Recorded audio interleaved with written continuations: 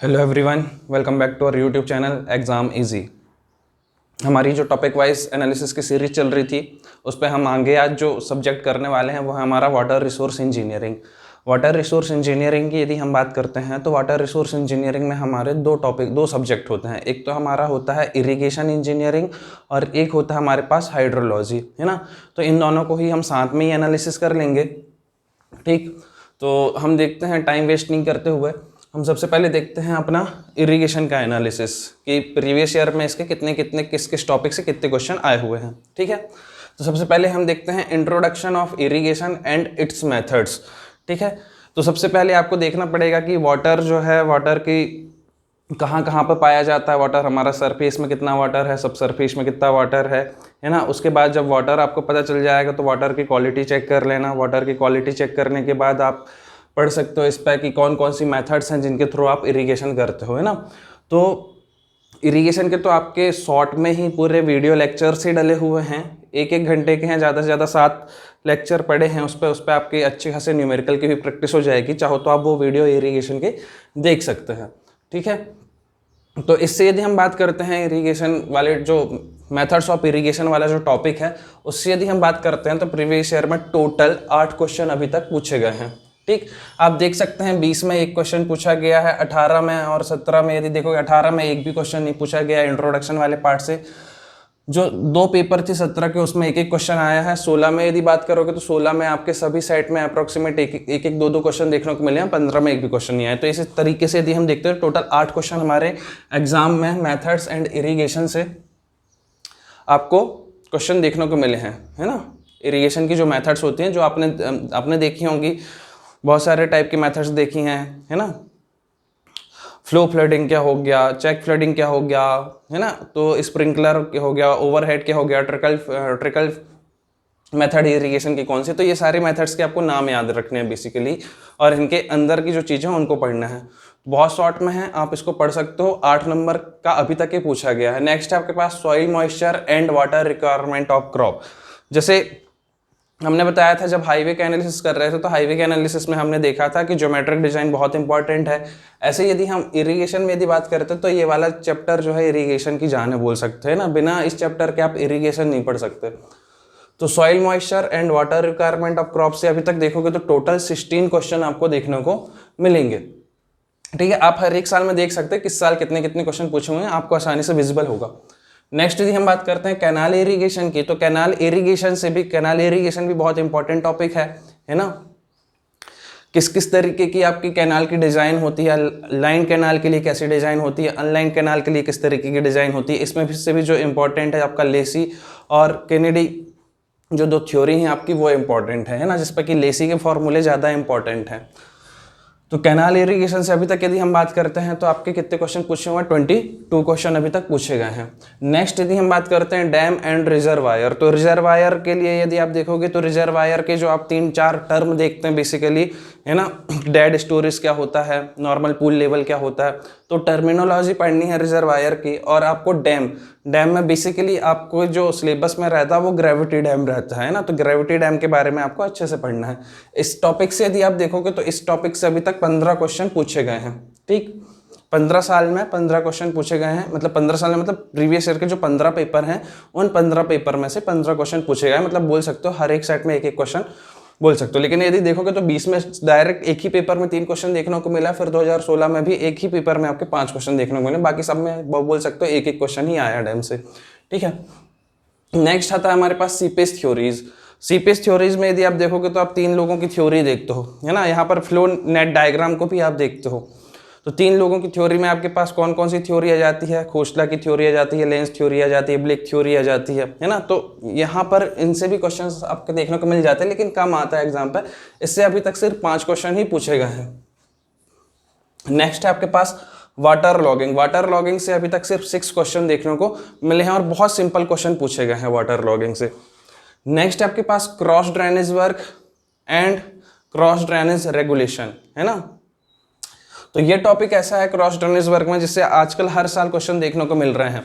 जैसे आपका एक्वाडक्ट क्या होता है, साइफन एक्वाडक्ट क्या होता है, सुपर पैसेज क्या होता है ना। तो क्रॉस ड्रेनेज वर्क में ये जो आपके एक्वाडक्ट वाला जो पोर्शन है ना, क्रॉस ड्रेनेज वर्क्स बेसिकली जो वो आपके बहुत ज़्यादा इंपॉर्टेंट है, इनसे एग्जाम में क्वेश्चन देखने को मिलता है। उसके बाद यदि आप रेगुलेशन की बात करते हो तो रेगुलेशन में आप कैनाल आउटलेट देखते हो, कैनाल फॉल देखते हो, है ना।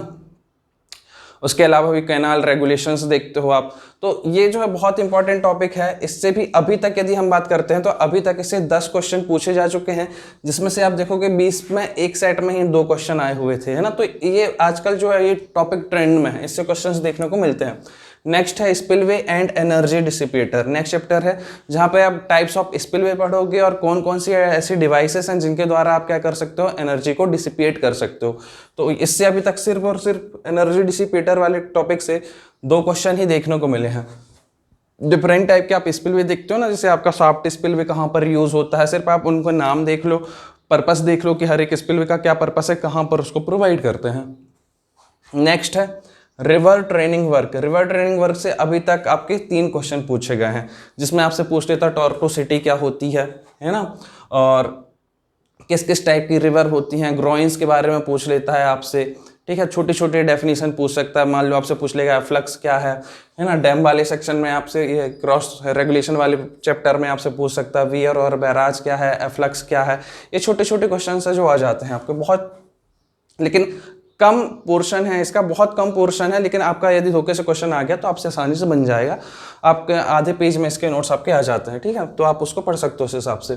तो इस तरीके से हमारा ये इरिगेशन का एनालिसिस था। अब इस पर मैं बात करूंगा सबसे ज़्यादा इंपॉर्टेंट टॉपिक कौन सा है आपका, है ना।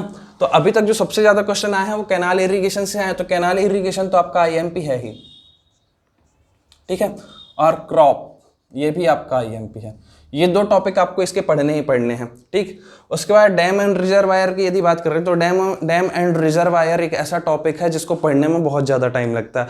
आपका इसका 1 घंटे का लेक्चर बना के डाला है मैंने डैम एंड रिजर्वायर का, है ना। आप चाहो तो वो लेक्चर को देख लो, उसके अलावा डैम एंड रिजर्वायर में आपको कुछ भी नहीं पढ़ना है ना। 1 से 1.5 घंटे का लेक्चर है डैम का, आप उसको जरूर देख लो। उससे आपका ये डैम एंड रिजर्वायर वाला पोर्शन जो है आपका कंप्लीट हो जाएगा। आप खुद से पढ़ने बैठोगे डैम तो आपको कम से कम नहीं तो 3 घंटे लग जाएंगे डैम पढ़ने में बस, है ना।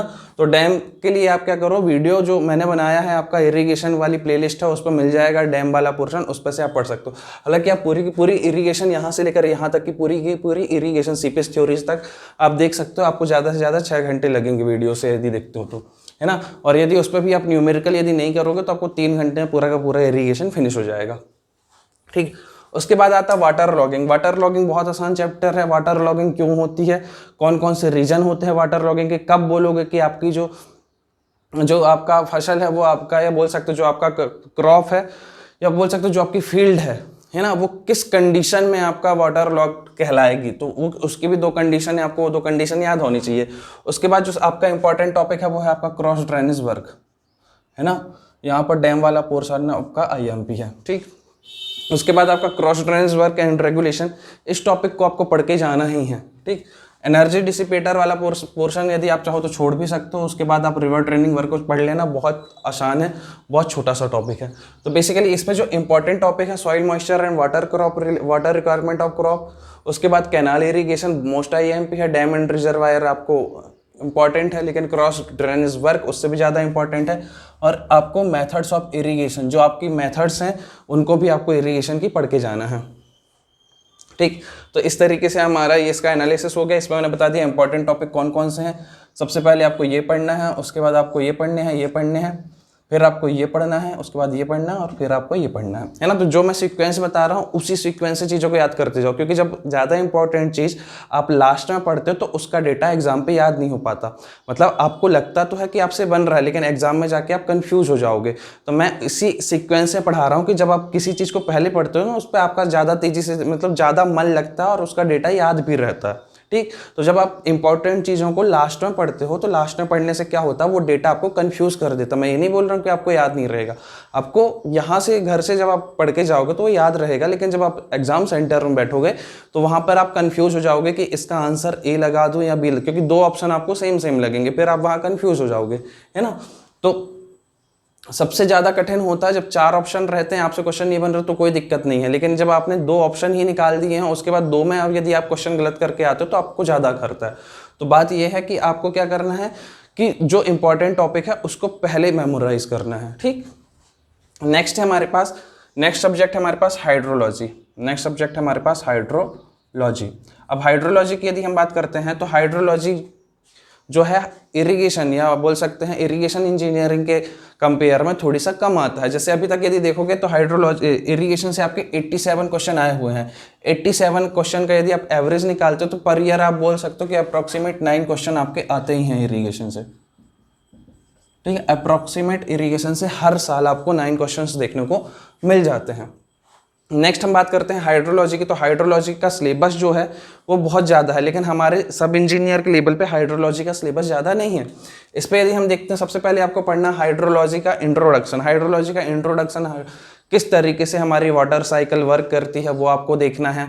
डिफरेंट टाइप के आप यहाँ पर देख लोगे कि हाइड्रोमीटर को ह्यूमिडिटी को किससे मेजर करते हैं, है ना, आइसोहाइटल्स क्या कहलाते हैं।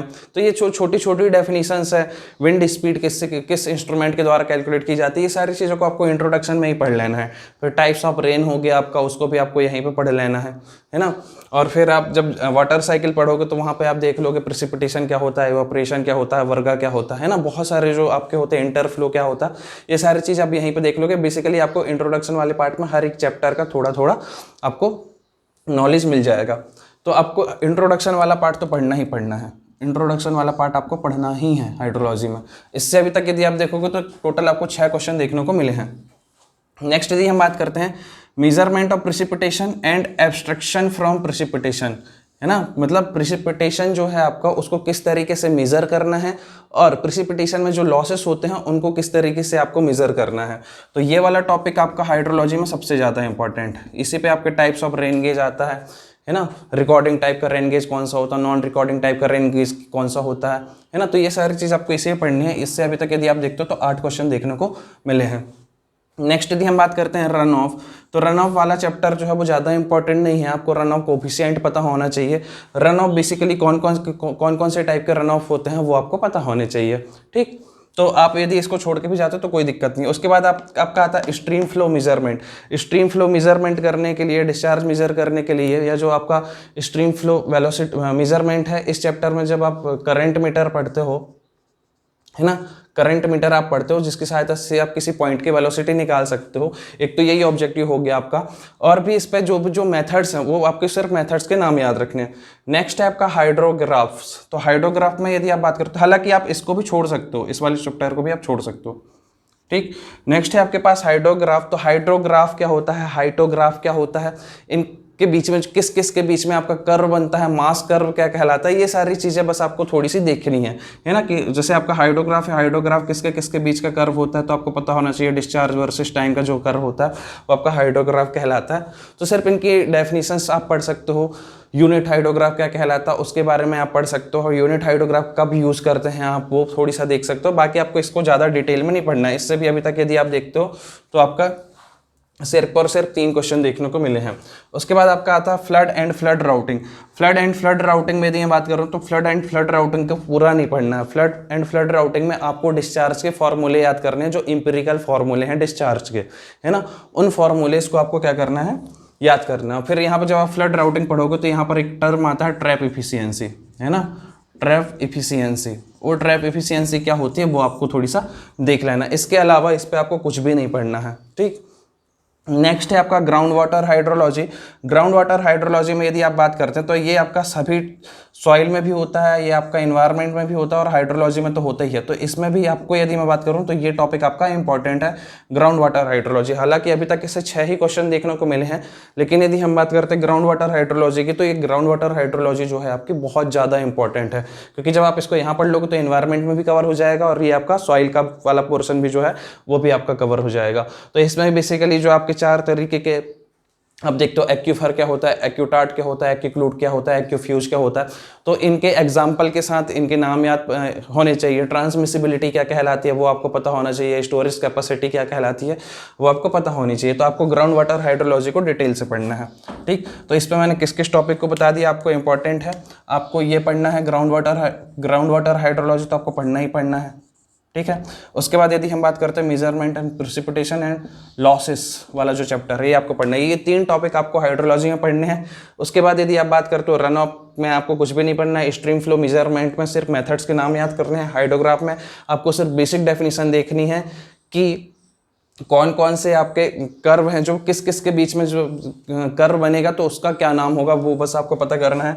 फ्लड एंड फ्लड राउटिंग में यदि हम बात करते हैं तो फ्लड एंड फ्लड राउटिंग में आपको जो इंपेरिकल फार्मूले हैं डिस्चार्ज कैलकुलेट करने के वो आपको याद करने हैं। जैसे डिकिंस फार्मूला हो गया आपका, है ना, तो उस पर कितनी पावर लगती है CD की, है ना, CA की पावर कितनी होती है वो आपको बेसिकली याद करना है।